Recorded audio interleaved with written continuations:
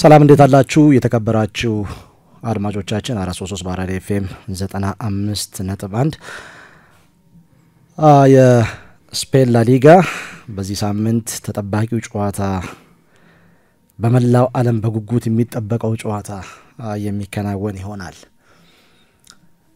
12 ሰዓት ከሩብ ላይ የሚከናወን ጨዋታ ነው ይሄ ጨዋታ ዛሬ የሚከናወን ጨዋታ ነው 10ኛው ሳምንት የስፔን ላሊጋ ትልቁ ጨዋታ ነው የሁለቱ ቡድኖች ጨዋታ ባለፈው የውድድር ዘመን የሁለትዮሽ ወይም የጥምር ድል ባለቤት የነበረው ፉትቦል ክለብ ባርሴሎና በሁለቱ ቡድኖች የእርስ በርስ ግንኙነት የበላይነት መውሰዱ ይታወሳል ለመጨረሻ ጊዜ የተገናኙበት ጨዋታ በላሊጋ ሁለተኛው ዙር 4-3 በሆነ ውጤት መጠናቀቁ የሚታወስ ነው ፉትቦል ክለብ ባርሴሎና ከዛ በኋላ ነው የላሊጋውን ዋንጫ ማንሳቱን ያረጋገጠው ባለፈው የውድድር ዘመን ሁሉንም ጨዋታዎች ማሸነፉ ይታወሳል በአቋም መለኪያ ጨዋታ 2004 ኦገስት ላይ 2-1 እንደዚሁም ደግሞ በላሊጋው ኦክቶበር ላይ በዚህ ወቅት 4-0 ያውም ሳንቲያጎ በርናባው ላይ ከዛ ውጪ በሱፐር ኮፓ ኢስፓኛ ወይም በስፔን ሱፐር ካፕ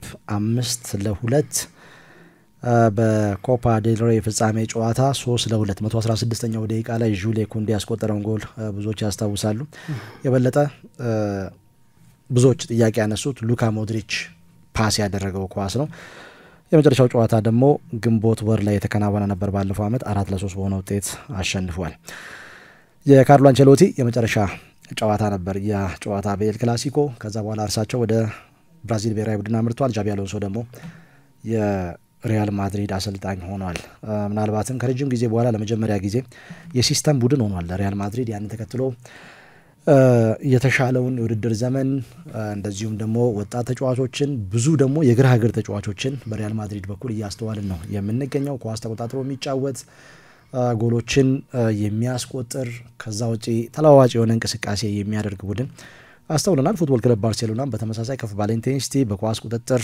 የሚጫወት ቡድን እንደሆነ ተመልክተናል እንግዲህ በሁለቱ ቡድኖች መካከል ያለ የነጥብ ልዩነት 2 ነው ያን ደረጃ ልዩነት ነው ያለው 24 እና 22 ምናልባት ዘንድሮ የላሊጋውን ዋንጫ የሚያነሳው ቡድን በደርሶ መልስ ኤል ክላሲኮን የሚያሸንፍ ቡድን ሊሆን ይችላል የሚያስብል ምናልባትም ከ2012 በኋላ ከ100 ነጥብ በላይ አንድ ቡድን ሊሰበስብ የሚችልበት ነው እንግዲህ 9 ጨዋታዎች ተከናውነው መሪው ቡድን 3 ነጥብ ነው የጣለው በአንድ ጨዋታ የተሸነፈበት ጨዋታ ነው በአትሌቲኮ ማድሪድ ቀሪውን ጨዋታ በድል ተወጥቷል ፉትቦል ክለብ ባርሴሎና 7 ጨዋታ አሸንፎ አንድ ጨዋታ አቻ ተለያይቶ አንድ ጨዋታ ደግሞ ተሸንፏል የማይደበዝዘው ዓለም በጉጉት የሚጠብቀው ሁሉ ጊዜም ክብሩን እንደጠበቀ የሚናፈቀው ደርቢ ሪያል ማድሪድ ከፉትቦል ክለብ ባርሴሎና ኤል ክላሲኮ ሚሊሻ ያ ማርክ ከእግር ኳስም በላይ የሆነ ጨዋታ ነው እኔ ምናልባት ከቅርብ አመታት ወደዚህ የበለጠ የእንግሊዝ ፕሪሚየር ሊግ ተጽዕኖ የሁለቱም ቡድኖች ግንኙነት ትንሽ ያደበዘዘው ቢመስልም ግን ለኔ በእግር ኳስ ከጨዋታም በላይ ከፍ ያለ ትርጉም ያለው ግንኙነት የባርሴሎና እና የሪያል ማድሪድ ግንኙነት ነው የሚል እምነት አለኝ ማርክ በጣም በጨዋታ ከመወዳቸው ጨዋታዎች መካከል ቀዳሚው ነው ሪያል ማድሪድ እና ባርሴሎና የሚገናኙባቸው የጨዋታ ቀናት ለኔ ልክ እንደ አውድ አመት ነው ቆጥረው ማርክ የበለጠ ብዙ ነገር የምታይበት ነው በቅርብ አመታት የተወሰነ የተቀዛቀዘ መስሎ ነበር አምና የባርሴሎና መመለስ ሳይጠበቅ ስለሆነ የሆነው በቀላሉ ሪያል ማድሪድ ሁሉ ነገር ያሳካል በተባለበት ሲዝን ድንገት አደገኛ ቡድን መገንባት ይችላል ባርሴሎናና ሁለቱ ቡድኖች የተለያየ አይነት ጥራት ያላቸው ተጫዋቾችን በየውድድር ዘመኑ የሚይዙ ቡድኖች ከመሆናቸው ጋር በተያያዘ ትልልቅ አሰልጣኞች የሚያሰለጥኗቸው ቡድኖች ከመሆናቸው ጋር በተያያዘ ማርክ ሜዳ ላይ ብዙ አይነት ኳሊቲ የምትመለከትበት ጨዋታ ነው ብዙ አይነት አደገኛ የቡድን ውህደት የምትመለከትበት ወይ በባርሴሎና ወይ በማድሪድ በኩል በተለያየ መንገድ ቢሆንም የተለያየ በሁለቱም ቡድኖች ኢንዲቪጁዋል አስገራሚ የቴክኒክ ኳሊቲ የምትመለከትበት ባለፉት አመታት ወደኋላ ብዙ ብትሄድ በሁለቱም ቡድኖች አንዳንድ ጊዜ የሆነ ቡድን በጣም በቴክኒክ የላቁ ተጫዋቾች በስብስቡ ይይዛል አንደኛው የበለጠ በቡድን ስራ በጨዋታው በቡድን ስራ ቀርቦ ለዛ ኳሊቲ ላለው ስብስብ ፈተና ሲሰጥ የምትመለከትባቸው ጨዋታዎች በተለያዩ ሊጎች ልትመለከት ይችላል። በላሊጋ በሁለቱ ቡድኖች ግንኙነት ግን ማርክ በሁለቱም ቡድኖች በፈጠራ የላቁ ተጫዋቾች በቁጥር በሰው የምታገኝበት ኢኔሽታ ኳሱን ሲይዘው ምን ሊያደርገው እንደሚችል የምትጓጓበት ሪያል ማድሪድ ኳሱን ሲነጥቅ ሜሱት ኦዚል ምን ያደርጋል ብለ የሆነ ያንዳንዱ ተጫዋች እግር ስር ሲገባ አዝናኝ ሊዮኔል ሜሲ የክሪስቲያኖ ሮናልዶ ኔይማር አይነት ጋሬዝ ቤል የተለያየ አይነት በሁለቱም ቡድኖች በኳሊቲ የላቁ ተጫዋቾች የምትመለከት አዝናኝነቱ ከፍ የሚለው በዚህ ምክንያት ነው ማርክ ሁለቱም ቡድኖች ጠንካራ ናቸው እንደ ቡድን ሁለቱም ቡድኖች በሁለትና ሶስት ተጫዋች በቴክኒክ የላቁ ተጫዋቾችን የያዙ ቡድኖች አይደሉም በርከት ያሉ ስለዚህ አዝናኝነቱ ክፍት ጨዋታነት ጎሎች ይቆጠራል በሁለቱ ጨዋታ ብዙ ጊዜ ማርክ ምናልባት አንዳንድ ጨዋታዎች ላይ ሁለቱም ልክ እንዳለፈው አመት 4-3 እንዳለቀው አይነት ሁለቱም ቡድኖች ጎል አስቆጥረው ጨዋታውን አዝናኝ የሚያደርጉበት በአንዳንድ ጨዋታዎች ደግሞ 4-2 አንደኛው ሲያሸንፍ 5 ጎል ሲያስቆጥር ብቻ ጎል የሚቆጠርበት አይነት ግንኙነት ሜዳ ላይ ኢንዲቪጁዋል ጥራት ያለው እንቅስቃሴ የቡድን እንደ ቡድን ትልቅ ኳሊቲ የምትመለከትበት ጨዋታ ነው የባርሴሎና እና የሪያል ማድሪድ ጨዋታ ዘንድሮ እንግዲህ በምን አይነት መልኩ ነው የሚከናወነው ለባርሴሎና ትንሽ ስጋት ያለ ይመስላል ማርክ ካለፈው የውድድር ዘመን ይልቅ ልክ እንዳለፈው የውድድር ዘመን በቀላሉ ስፔሶችን የሚያገኙበት በምቾት ከኳስ ጋር የሚቆዩበት አይነት እድል የሚሰጥ ቡድን አይደለም የዣቪ አሎንሶ ቡድን የበለጠ ኦርጋናይዝድ ሆኗል ተዋህዷል ከኳስ ውጪ እንደ ቡድን ሰራተኛ ቡድን ነው ኦርጋናይዝድ ነው በመከላከሉ የጎል እድል ለመፍጠር ከተለያየ አቅጣጫ ጥራት ያለ ማጥቃት እንቅስቃሴ የሚያደርግ ነው ካርሎ አንቸሎቲ በግል ተጽዕኖ በሚፈጥሩ ተጫዋቾች ነጥብን ከሚሰበስብ ቡድን ይልቅ እንደ ቡድን የሚከላከልበት መንገድ በደንብ የሚያውቅ እንደ ቡድን የሚያጠቃ ቡድን ነው አሎንሶ የገነባው ምናልባት ብዙ ጎል ያስቆጠረው ኢምባፔ ሊሆን ይችላል ግን ማጥቃቱ የኢምባፔ ጥገኛ እንዳልሆነ ግን ማሳያ የሚሆኑ ብዙ ቁጥሮችን ማንሳት ይቻላል ያ በ6 ሰከንድና ከዛ ባነሰ ጊዜ ውስጥ ደግሞ ፕሬስ አርጎ የሚነጥቅ እያንዳንዱ ተጫዋች ሰራተኛ የሆነበት ሜዳ ላይ ባለው እንቅስቃሴ ለ90 ደቂቃ ሙሉ ረፍት የለሽ እንቅስቃሴ የሚያደርግ ኳስ ከግሩ በቀላሉ የማይወጣ ጎሎች ከተለያየ አቅጣጫ የሚያስቆጥር በቡድን ስራ የበለጠ የተዋሃደ ቡድን እንደሆነ አይተናል እንግዲህ በቂ ቅድመ ውድድር ዘመን ዝግጅት በቂ ረፍት ያደረገው ፉትቦል ክለብ ባርሴሎና ነው ሪያል ማድሪድ ረጅም ርቀት በመጓዙ ምክንያት በዓለም ክለቦች ዋንጫ ቢያንስ ግን እስከ 9ኛው ሳምንት ባለው ሁኔታ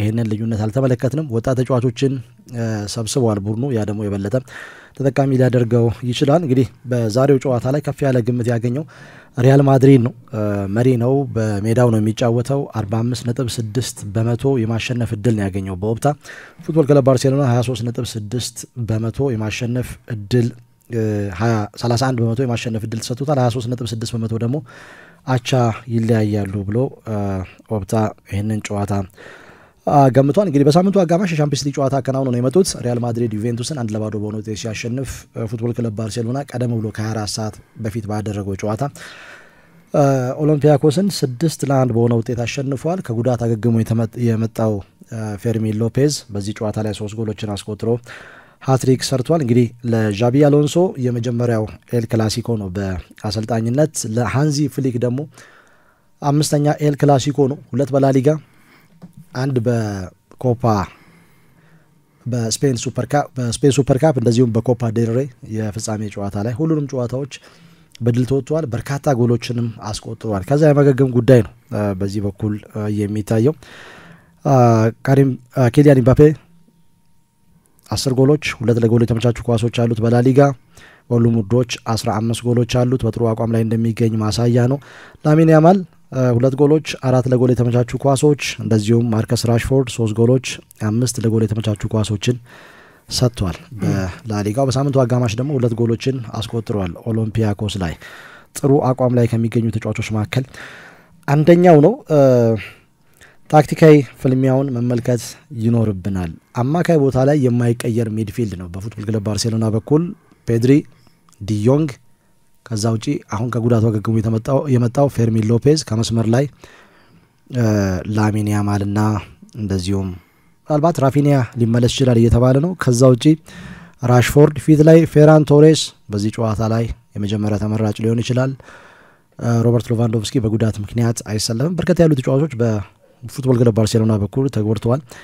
ሪያል ማድሪድ ግን የጉዳት ዜና የለበትም። ዲን ሆይሰን ወደ ሜዳ ተመልሷል። ከዛ ውጪ አሴንሲዮም በተመሳሳይ ጉዳቱ ጠንከር ያለ አይደለም። በሳምንቱ አጋማሽ መጠነኛ ጉዳት አስተናግዶ እንደነበር ይታወቃል። ከ9 ወራት ጉዳት በኋላ ወደ ሜዳ የተመለሰው ኤደር ሚሊታው ደግሞ የተለየ ብቃት እያሳየ ነው የሚገኘው። ፊት ላይ ሁለቱም ቡድኖች ጥሩ ብቃት ላይ የሚገኙ ተጫዋቾች ናቸው። ምናልባት በፉትቦል ክለብ ባርሴሎና በኩል የተከላካይ መስመሩ እና ግብ ጠባቂ ቮቼስ ሼዝኒ ብዙ እምነት የሚጣልበት ካለመሆኑ አንጻር ይህንን ማስተዋል ይቻላልና ያው የአንድን ጨዋታ በተለይ የትልቅ ጨዋታዎችን ውጤት ከሚወስኑ ግባቶች መካከል የተጫዋቾች ጉዳት ዲኖችሰን ከጉዳት ነጻው ነው ለዚህ ጨዋታ የሚደርስ ከሆነ ማርክ ዲኖችሰንና የኤደር ሚሊታው ጥምረት የበለጠ ለዣቪ አሎንሶ የተስማማው ይመስላል። 4-3-3 አብዝቶ ዣቪ አሎንሶ ይጠቀሙ ያለው የጨዋታ ፎርሜሽን ነው ማርክ። አሁን በተለይ ጁድ ቤሊንጋም በመመለሱ ምክንያት የበለጠ 4-3-3ን ሲጠቀም እየተመለከተ ነው። አንደኛው ለሪያል ማድሪድ በጎ ዜና ነው የጁድ ቤሊንጋም መመለስ። ምናልባት በጁቬንቱስ ጨዋታ ጎሉን ያስቆጠረው ጁድ ቤሊንጋም ነው። የበለጠ የቡድኑ ማጥቃት ላይ የሚፈጥረው መሻሻል እና የታታሪነቱ ለቡድኑ መከላከል የሚሰጠው አገልግሎት እጅግ በጣም የላቀ ነው ማርክ። ያለ ኳስ ብዙ የሚሮጥ ተጫዋች ነው ጁድ ቤሊንጋም። ብዙ ሜዳ ካለው የሚጫወት አይነት ተጫዋች ነው። ወደ ሳጥን የሚያደርገው ሩጫ አደገኛ ነው። ጎል አስቆጣሪ ነው። ስለዚህ ይህን ተጫዋች መልሶ ማግኘቱ እጅግ በጣም ጥሩ ይመስላል። ስኳድ ዴብዙን ስትመለከተው በጣም ሰፊ የሚመስለው የሪያል ማድሪድ ስኳድ ዴብዝ ነው። እንግዲህ ብራሂም ዲያዝ ነው የጀመረው ጨዋታውን ከጁቬንቱስ ጋር በነበረው ጨዋታ። ማሳንቱኖስ ምን አይነት ጥራት ያለው ተጫዋች እንደሆነና አርጀንቲና የወጣት ተጫዋች እየተመለከተን ያለ ነው ማርክ። ሮድሪጎ ሌላ እዚህ ፖዚሽን ላይ መጫወት የሚችል ተጫዋች ነው። ብራሂም ዲያዝን ቀኝ ላይ ተጠቅመው ቪኒሲየስ ጁኒየርን ከግራ እንዲነሳ ነው ያደረገው በጁቬንቱስ ጨዋታ። ስለዚህ እዚህ ፖዚሽን ላይ የተለያየ አይነት አማራጮች ያሉት ቡድን መሆኑ ኪሊያን ምባፔን ጨምሮ የበለጠ ብዙ በጨዋታ ውስጥ የሚፈልጉ ተለዋጭነት የሚፈልግ ከሆነ ብዙ አማራጮች ያሉት አሰልጣኝ የሚመስለው ከጉዳትም ነፃ ከመሆኑ ጋር በተያዘ ስብስሙ ዣቪ አሎንሶ የተሻለ እድል ያለው ይመስላል። አንሲ ፍሊክ ማርክ ወደ 4-2-3-1 የበለጠ ካይሴዶን መጠቀም በማይመርጡባቸው ጨዋታዎች 4-2-3-1 ፍራንኪ ዲዮንግና ፔድሪን በአማካይ ላይ በማድረግ ዳኒ ኦልሞን 10 ቁጥር በአንዳንድ ጨዋታዎች ተመልክተናል። አሁን ደግሞ ባለፈው የሻምፒየንስ ሊግ ጨዋታ ከጉዳት ተመልሶ የመጣው ፌርሚን ሎፔዝ 10 ቁጥር ላይ ሲጫወት ማየት ይችላል።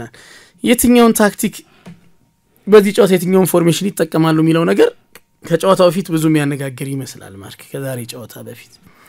ምክንያቱም የሁለቱ አማካዮች የበለጠ ለጨዋታ ኮንትሮል የተስማሙ ተጫዋቾች ናቸው ፍራንኪ ዲዮንግና ፔድሪ። ግን የበለጠ ተከላካዩ እየተጋለጠ ነው። ሁለቱም ሰራተኝነት ጥያቄ የሚነሳበት አይደለም። በተለይ ፔድሪ ብዙ ሜዳ ካለው ይጫወታል፣ ግን ዲስትሮየር አይደሉም። ይሄ የበለጠ ኳሱን ይዞ ብዙ መቆየት የሚችሉ አይነት የቡድኑ የመከላከል መንገድም የበለጠ ውጤታማ የሚሆነው ኳሱን አብዝቶ በመያዝ እንጂ ኳስን የሪያል ማድሪድ ተጫዋቾች በያዙት ቁጥር ተከላካዩ የሚጋለጥበት አይነት አማካዩ የበለጠ ክፍተት የሚተው አማካይ ነው የሚል ነገር እየተነሳ ነው ያለው ማርክ። ለዚህ ምላሽ ለመስጠት ምናልባት ካይሴዶን የሚጠቀሙ ከሆነ ወደ 4-3-3 ለመመለስ ሊገደዱ ይችላሉ አሰልጣኝ አንሲ ፍሊክ። ካይሴዶ ከሁለቱ ከፔድሪና ከፍራንኪ ዲዮንግ ይልቅ ጥሩ የመከላከል አዌርነስ ያለው የተከላካይ አማካይ ነው። ይሄ አንድ ለአንድ የበለጠ ትግሎችን የሚያሸንፍ ጠንካራ ሸርተቴ የሚወርድ አይነት የተከላካይ አማካይ ነው ማርክ። ሁለቱ ፍራንኪ ዲዮንግ የተለየ የተከላካይ አማካይ ነው። ስለዚህ መሃል ሜዳ ላይ ያለውን የበላይነት ለመውሰድ አንሲ ፍሊክ 4-3-3 የመጫወት ውሳኔ ሊያሳልፉ ይችላሉ። ወይንስ ደግሞ ካይሴዶን 6 ቁጥር አድርገው ከፍራንኪ ዲዮንግ ጋር በ4-2-3-1 በተመሳሳይ በ4-2-3-1 ፔድሪን 10 ቁጥር አድርገው ለመጫወት ውሳኔ ያሳልፋሉ። በባርሴሎና የመጀመሪያ አሰላለፍ ውስጥ አንዳንድ ተለዋዋጭ ነገሮችን ልንመለከት እንችላለን። በቋሚ አሰላለፍ የሚል ነገር ቅድመ ትንታኔ ማንሳት የሚቻል ይመስለኛል። ማርክ በሪያል ማድሪድ በኩል 4-3-3 የበለጠ አማካዩ ሶሊድ ነው። ቅድም ያነሳነው ጁድ ቤሊንጋም ብዙ ሜዳ ካለው ይጫወታል።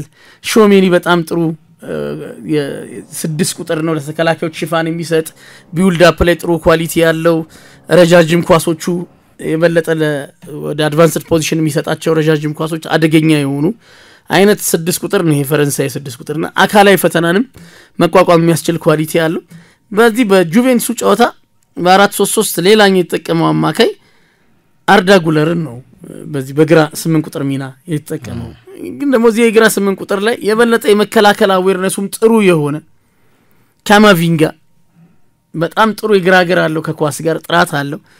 ደግሞ የመከላከልም ኳሊቲ በአንዳንድ ጨዋታዎች 6 ቁጥርም ሆኖ ሲጫወት የምናቀው ተጫዋች ከመሆኑ ጋር በተያዘ የበለጠ አማካይን ሶሊድም ኳሊቲም ለመጨመር ምናልባት ይህንን ተጫዋች ኢንፈረንሳይ አማካይ ሊጠቀም ይችላልበት ውሳኔ ሊያሳልፍ ይችላል የሚል ነገር እየተነሳን ያለ ያንን የሚመስል ነገር በዚህ ከ74ኛው ደቂቃ ላይ ካማቪንጋ ተቀይሮ ከገባ በኋላ ይህንን የሚመስል አይነት የጨዋታ መንገድ ለመከተል ምናልባት የባርሴሎናውን ጨዋታ ቋሚ ያሰላለፍ የሚመስል 74ኛው ደቂቃ ካማቪንጋ አርዳ ጉላርን ተክቶ ነው የገባውና በሶስቱ አማካዮች ሾሜኒ ቤሊንጋምና አርዳ ጉላር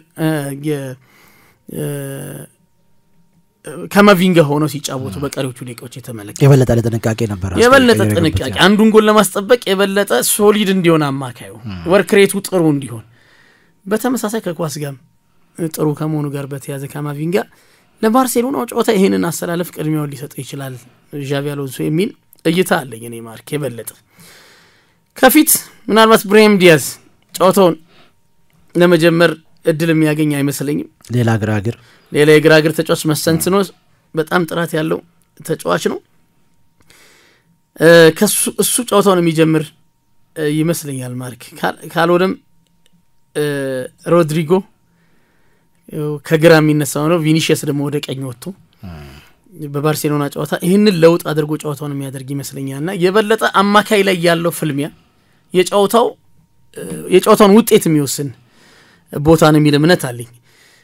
ሌላው በዚህ የውድድር ዘመን የተቸገረውና ባለፈው የውድድር ዘመን የባርሴሎና መከላከል ለኪሊያን ኤምባፔ ተስማሚ እንደነበረ ተመልክተናል ማርክ ኪሊያን ኤምባፔ ከባርሴሎና ጋር በነበሩት ጨዋታዎች በሙሉ አደገኛ እድሎችን ፈጥሯል። በእነዛ ጨዋታዎች አንዳንዶቹ በጣም ማርጂናል ኦፍሳይድ በጣም ጠባብ በዚህ ውድድር ዘመን ደግሞ ይሄኛው ላይና ፔታዋዳ አይደለም የሚል ነገር እያነሳን ነው በተደጋጋሚ የኦፍሳይድ ትራፕ በሃይላይን በሚጫወትበት ወቅት ባርሴሎና የመጨረሻው የመከላከል ውህደት እንዳለፈው የውድድር ዘመን የተሳካ አይደለም።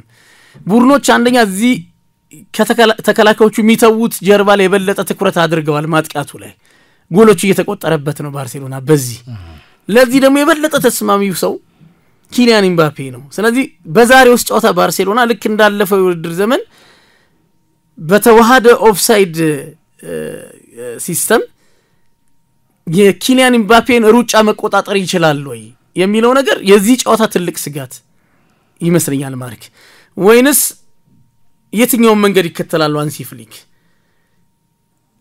ሌላ ነገር እየተመለከትንባቸው አይደለም ከመጡ ጊዜ ጀምሮ ውጤታማም ስላደረጋቸው ስለዚህ ሰርፕራይዝ ያደርጉናል በጨዋታው የበለጠ ሌላ አይነት የጨዋታ አቀራረብ ይዘው መተው ወይንስ እንዲህ የተፈተኑ ጎሎችም እየተቆጠረባቸው ያለውን በኦፍሳይድ የተቃራኒ ቡድን ማጥቃት የሚቆጣጠሩበትን የጨዋታ ስልት ለበለጠ ለአደገኛው ኪሊያን ኤምባፔ ሪስክ ወስደው ይጫወታሉ የሚለው ነገር የበለጠ ታክቲካሊ ተጠባቂው ነገር ይመስለኛል ማለት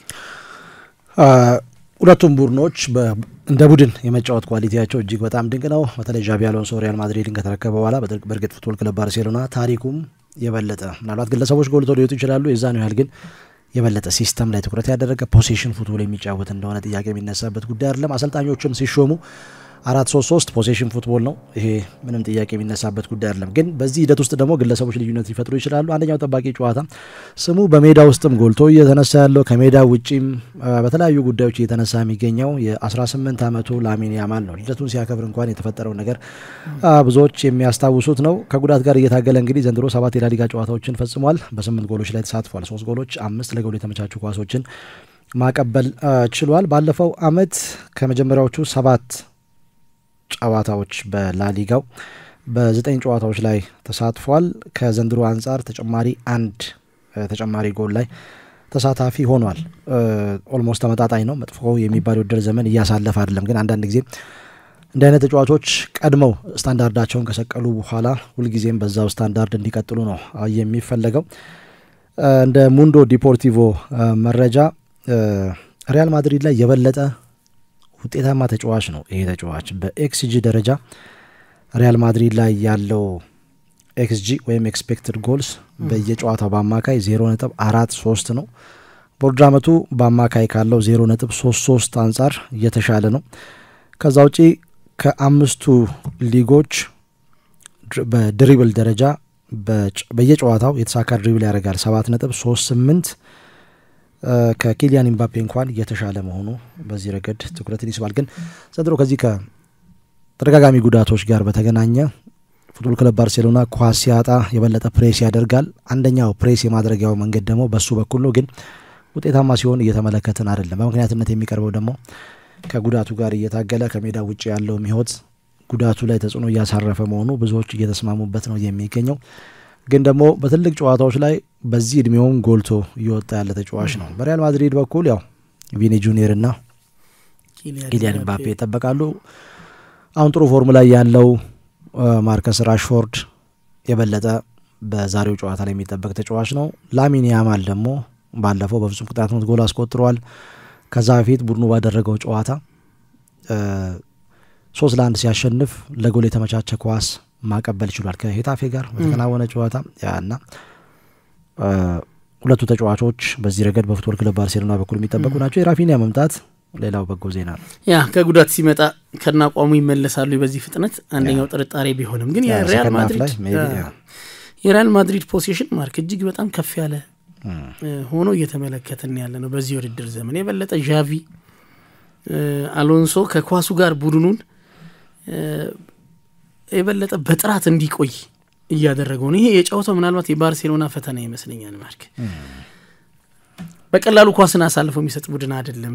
የሶስት ጨዋታ ፖሴሽን ፐርሰንቱ ብትመለከት በጣም አስደንጋጭ ነው።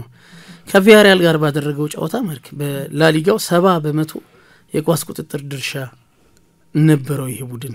በቀጣይ ጨዋታ ከሄታፌ ጋር ባደረገው ሌላኛው የላሊጋ ጨዋታ 76% የኳስ ቁጥጥር ድርሻ ነበረው። በሳምንቱ አጋማሽ ከታላቁ የጣሊያን ክለብ ከጁቬንቱስ ጋር በነበረው ጨዋታ 64% የኳስ ቁጥጥር ድርሻ ነበረው። በእያንዳንዱ ጨዋታ ከ60% በላይ የኳስ ቁጥጥር ድርሻ የሚወስድ አይነት ቡድን ነው አሎንሶ መገንባት የቻለው። ፓሶቻቸው ብዙ አይዛነፉም። በዚህ በጣም ተሻሽሏል ሪያል ማድሪድ እና ይሄ የአሰልጣኙ የበለጠ የጨዋታ ፍላጎት የጨዋታ መንገድ እንደሆነ ይታወቃል።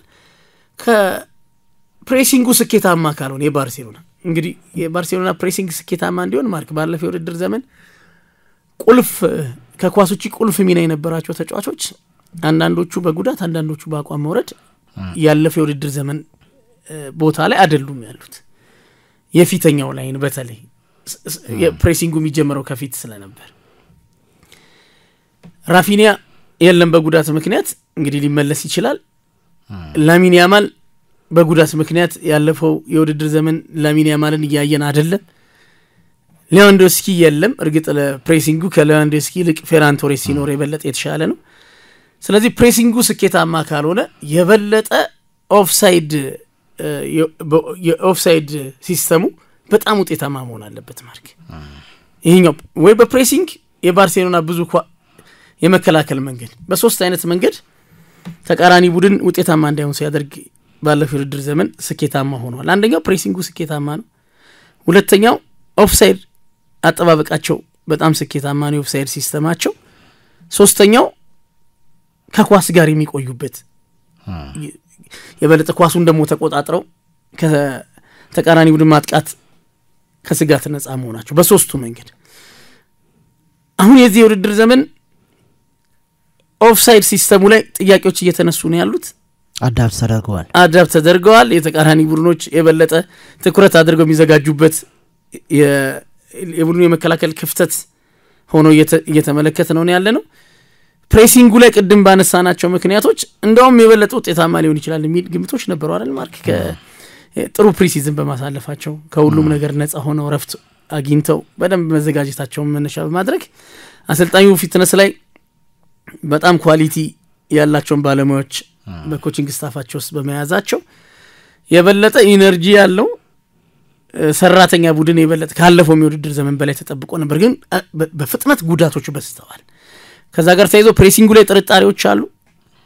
የፊትነስ ደረጃቸው በፖሴሽን ወይም ደግሞ ኳሱን ከፍ ባለ ደረጃ ተቆጣጥሮ ለመጫወት ደግሞ ዣቪ አሎንሶ የሚከተለው መንገድ ራሱ ምን ያክል ለነሱ ተስማሚ ነው የበለጠ ታታሪ ፕሬስ አርጎ የሚጫወት ቡድን ከመሆኑ ጋር በተያዘ ይሄንንስ ምን ያክል በምቾት ይዘው መቆየት ይችላሉ በጫወታው እነዚህ በሙሉ ካለፈው የውድድር ዘመን አንፃር በባርሴሎና እየተመለከትናቸው ያለናቸው ክፍተቶች ናቸው ለጠንካራ ጎኖቹ ላይ ጥያቄዎች ተነስተው የሚያደርገው ጨዋታ ነው በዛሬው በሪያል ማድሪዱ ጨዋታና ብዙ ተለዋዋጭ ታክቲክ የምንመለከትበት ጥራት ያለው እንቅስቃሴ የምናይበት በእርግጠኝነት ጎሎች የሚቆጠሩበት 90 ደቂቃ የምንመለከት ይመስለኛል ማርክ ኤል ክላሲኮ የሁለት ነጥብ ልዩነት አንደኛና ሁለተኛ ደረጃ ላይ የሚገኙ ቡድኖች የሚያደርጉት ጨዋታ ነው እናንተስ በዚህ ዙሪያ ምን አስተያየት አላችሁ ሐሳብ አስተያየት አድርሱን ሰብስክራይብ አድርጉ የበለጠ ቤተሰባዊ ትስስርን አጠናክሩ ከዚህ ፕሮግራም መጠናቀቅ በኋላ አርሰናል ከክሪስታል ፓላስ ጋር የሚያደርጉትን ጨዋታ